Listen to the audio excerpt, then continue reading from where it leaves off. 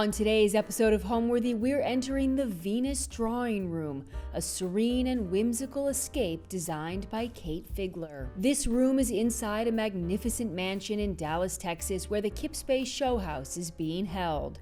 25 top interior designers from across the country have each been tasked with transforming a different space in just 8 weeks. Inspired by Botticelli's The Birth of Venus, the space exudes European elegance with its dreamy hues, graceful curves, and soft oceanic touches. Wrapped in Gracie's lush Linda's Garden mural wallpaper, the room is a villa-like haven of delicate greens, pinks, and blues. Although this previous office space has no windows, feminine details like the scalloped banquette and tassel-adorned upholstery, as well as the lacquered pink ceiling, cast a warm glow over the room. With luxurious accents like Strike's fluted limestone fireplace and artistic tiles quartzite bar cabinet, the Venus Drawing Room is truly a sanctuary for gathering, reflection, and connection.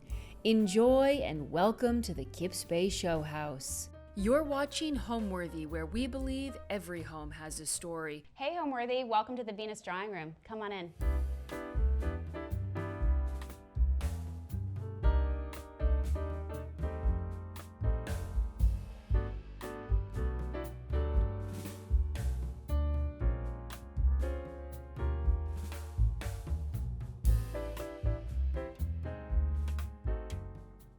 Hi, I'm Kate Figler and welcome to the Venus Drawing Room. The Venus Drawing Room is our ode to Botticelli's painting, The Birth of Venus. We loved the color palette of the painting as well as all the references to nature. When we first walked into our room, we were really surprised. It was a blank office space with acoustic tile ceilings and blank walls with sort of a flesh-toned fabric wallpaper.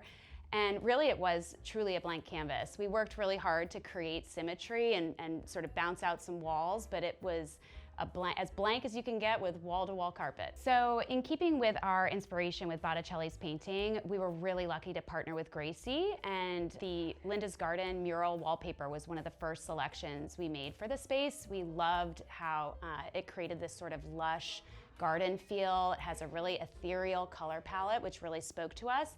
And we felt like we wanted to bring our viewers sort of outside, seeing as our space doesn't have a window. So the Gracie paper was truly the starting point for not only our color palette, but just creating the ambiance we really wanted. If our room were to have a client, she would be somebody who loves to entertain, who loves to gather, who loves to relax with friends, and who wants a space that not only is very feminine, but also very comfortable. So everything in our room is meant to be sat on, lounged on. You're supposed to sit by the fire, pour yourself a drink, and really gather and enjoy time with friends. Interior design is a second career for me. I actually was an elementary school teacher for a long time, but I grew up in a home that really appreciated design, and my grandmother truly was one of the most chic and fashionable women, and she always loved to entertain and decorate her house to the nines, so she truly inspired me to get to where I am today. My favorite part about being an interior designer is getting to work with lots of colors and patterns and fabrics.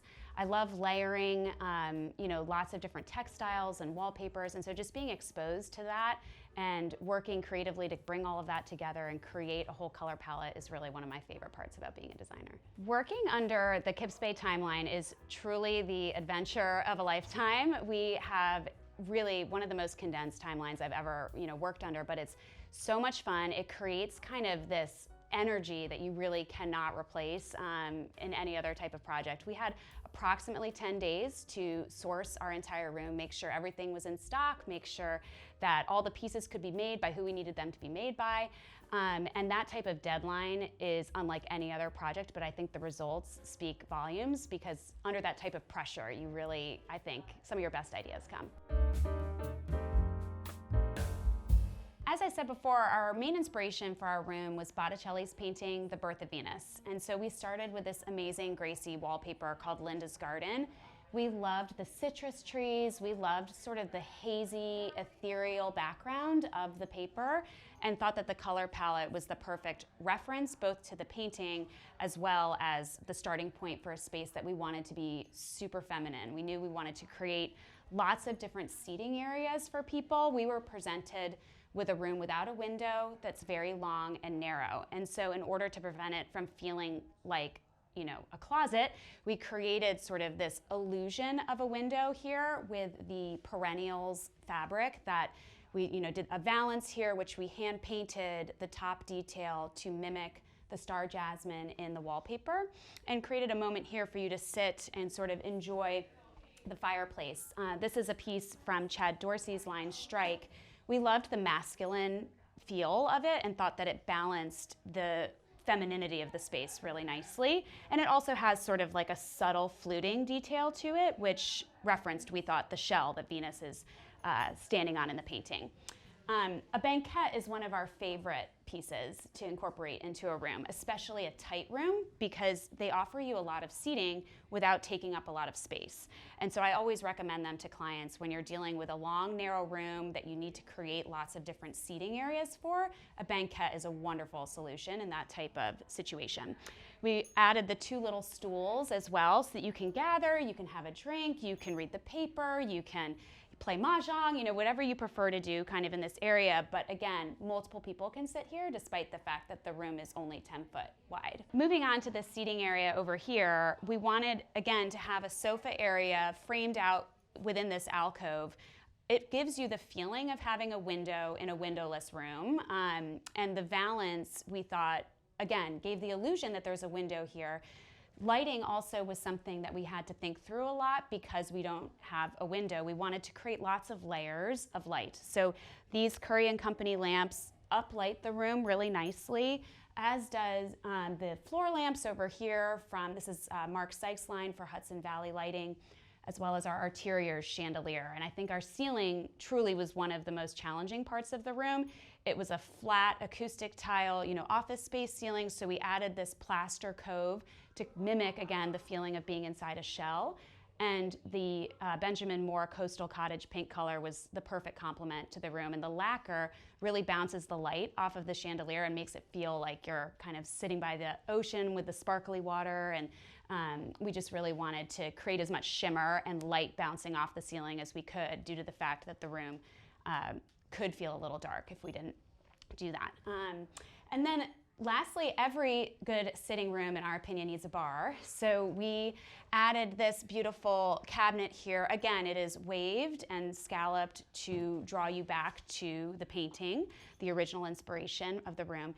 We partnered with Artistic Tile, and this is a gorgeous quartzite that the color palette really kind of almost feels like it came directly out of the wallpaper, the purples and the greens and the pinks and the yellows. And not only is it a super durable product, so if you're mixing a drink, you don't have to worry about it, but we loved the color of it. And then added lots of glassware and little vintage pieces as well to really make the room feel collected and as if somebody's lived here for a long time. So we overall just wanted to create a really cozy spot for people to gather, you know, mix a drink, sit with friends, enjoy the evening together in this really lush, garden-like feel. So we've loved having you, and thank you for being a part of our room. We were really lucky to partner with Arteriors for our chandelier. The bottom of the chandelier has a floral cup to it that almost is identical to some of the florals seen in the Botticelli painting. So we knew it was the perfect space to bring this piece into.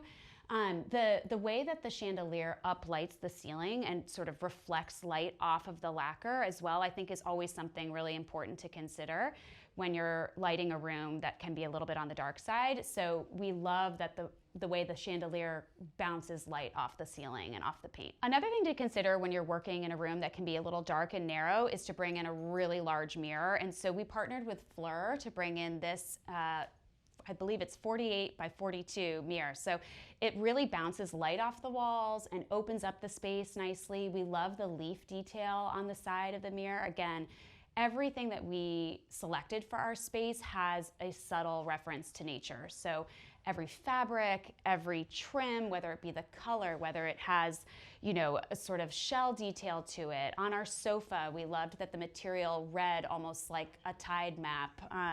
We have little clams, you know, sort of shells on some of our pillows. We have pinks and greens and blues, and really just trying to reference the color palette of our inspiration as well as the color palette of the wallpaper.